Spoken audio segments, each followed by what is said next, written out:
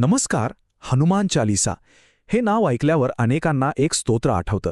पण विचार करा, हे फक्त एक स्तोत्र आहे की आजच्या आपल्या धावपळीच्या आयुष्यातल्या समस्यांवरचा एक रामबाण उपाय? चला तर मग यामागची शक्ती काय आहे हे जरा जवळून पाहूया. आजकालच्या जगात शांतता शोधणं म्हणजे जणू काही वाळवंटात पाणी शोधण्यासारखं झालंय, नाही का? सतत कामाचं प्रेशर, डेडलाईन्स, सोशल मीडियाचा तो न संपणारा भडीमार, या सगळ्या गदारोळात मनाची शांती कुठेतरी हरवूनच जाते. पण मग यावर काही तोडगा आहे की नाही? म्हणजे बघा ना, तणाव, चिंता, कशातच लक्षणं लागणं, ह्या गोष्टी आता इतक्या कॉमन झाल्यात की त्या आपल्या आयुष्याचा एक भागच बनल्या आहेत. पण गंमत अशी आहे की या सगळ्या नव्या समस्यांवर एक खूप जुना आणि तितकाच प्रभावी उपाय आपल्याकडे आहे. हो, तो उपाय आहे हनुमान चालीसा. आणि नाही, ही फक्त एक पूजा अर्चना किंवा प्रार्थना नाहीये, तर आजच्या या वेगवान युगासाठी हे एक अत्यंत शक्तिशाली साधन आहे असं म्हटलं तरी वावगं ठरणार नाही. चला, या साधनेची नीट ओळख करून घेऊया. तर हनुमान चालीसा म्हणजे काय? ही आहे गोस्वामी तुलसीदासांनी रचलेली 40 श्लोकांची एक स्तुती. ही स्तुती हनुमानाला समर्पित आहे, जे केवळ प्रचंड शक्तीचेच नाहीत तर दृढनिश्चय आणि निस्सीम भक्तीचं एक जिवंत प्रतीक मानले जातात. बरं, पण या चालीसा पठणामुळे आपल्या मनावर आणि आपल्या आतल्या ऊर्जेवर नक्की काय परिणाम होतो? चला, ह्याचे जे मुख्य फायदे आहेत ना, ते एक एक करून समजून घेऊया. आपलं मन म्हणजे कसं, सतत विचारांचं एक वादळ सुरू असतं. हनुमान चालीसा पठणात एक लय आहे, एक रिधम आहे. ही लय त्या विचारांच्या वादळाला शांत करते. यामुळे मन एकाग्र होतं आणि नकारात्मक विचार आपोआप मागे पडायला लागतात. हनुमान हे शक्ती आणि धैर्याचं प्रतीक आहेत, बरोबर? जेव्हा त्यांची स्तुती केली जाते तेव्हा नकळतपणे आपल्या मनातली भीती कमी होते. एक प्रकारची सकारात्मक ऊर्जा जाणवते आणि आत्मविश्वास प्रचंड वाढतो. मग कोणतंही आव्हान मोठं वाटत नाही.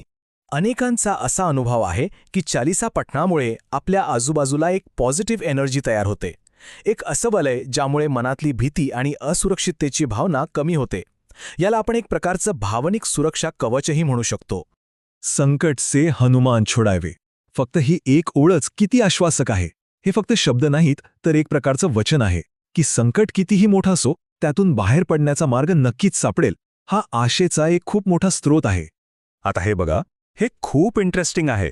या आलेखावरून स्पष्ट दिसतंय की हनुमान चालीसा पठणाचा सर्वात जास्त परिणाम हा आपल्या मानसिक आरोग्यावर होतो.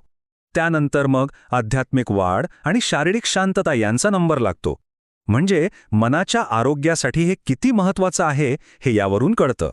आणि हो, यामागे एक विज्ञानसुद्धा आहे.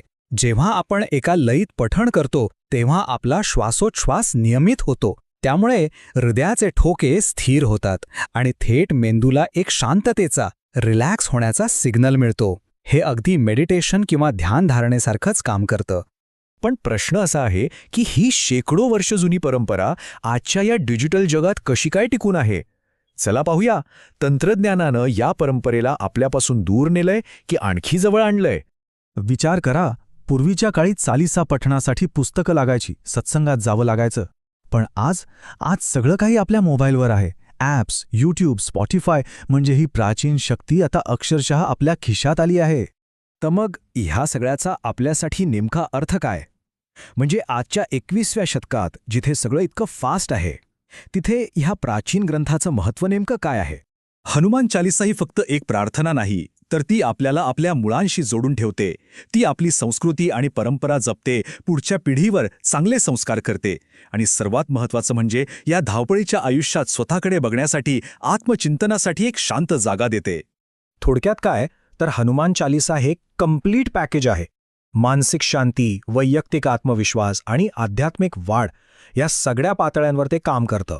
म्हणूनच हे केवळ एक स्तोत्र नाही, तर यशस्वी आणि समाधानी आयुष्याची एक गुरुकिल्ली आहे.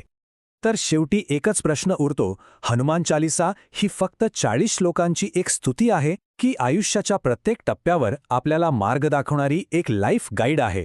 याचं उत्तर प्रत्येकाने स्वतःच्या अनुभवातूनच शोधायचं आहे.